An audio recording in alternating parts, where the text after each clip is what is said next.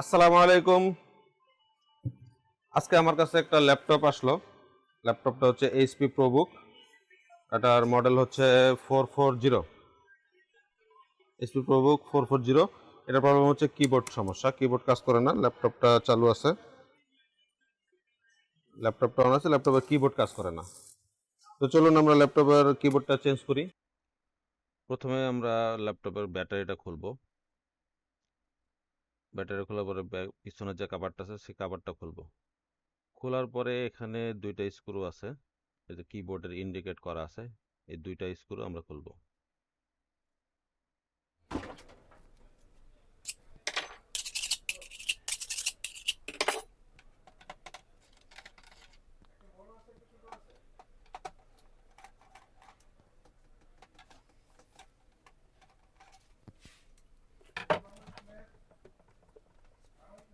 দুইটা স্ক্রু ছিল, দুইটা স্ক্রু আমরা খুলে নিছি।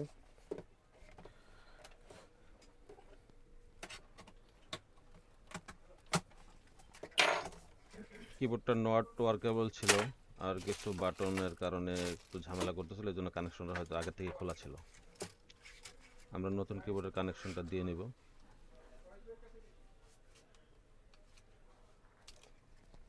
কানেকশনটা লাগানোর সময় খুব সাবধানে লাগাবেন।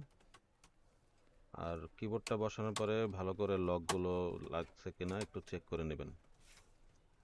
লকগুলো ভালো করে না লাগলে কিবোর্ডে অনেক বাটন কাজ করতে চায় না, জন্য লকটা ভালো করে চেক করে নেবেন। আমাদেরটা সুন্দরভাবে লেগে গেছে।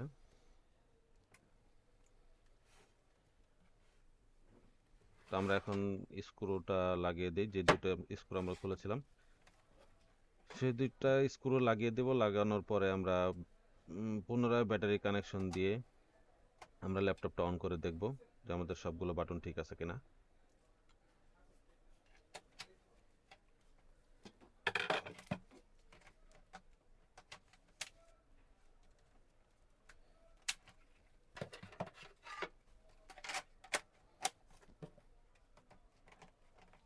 আমাদের কভার ব্যাটারি লাগানো হয়ে গেল। এখন আমরা ল্যাপটপটা অন করব।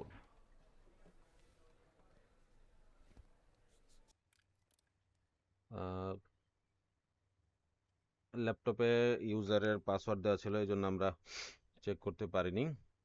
তা আমরা আমাদের মতো করে লাইভ উইন্ডোজ দিয়ে আমরা চেক করব।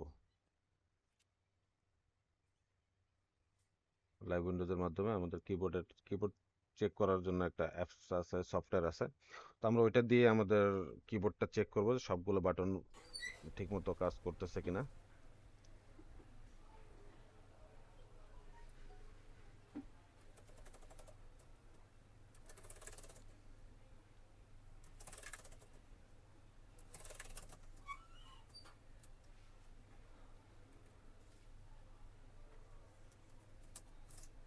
কিবোর্ডের অ্যাপসটা হচ্ছে ফুল সাইজ কিবোর্ডের অ্যাপস। তা আমাদের ল্যাপটপটা হচ্ছে 14 ইঞ্চি, এই জন্য কিবোর্ডটা ছোট, মিনি সাইজ কিবোর্ড। এটাতে নিউমেরিক প্যাডটা নাই, এই জন্য নিউমেরিক প্যাডটা আমাদের অন্যভাবে চেক করতে হয়।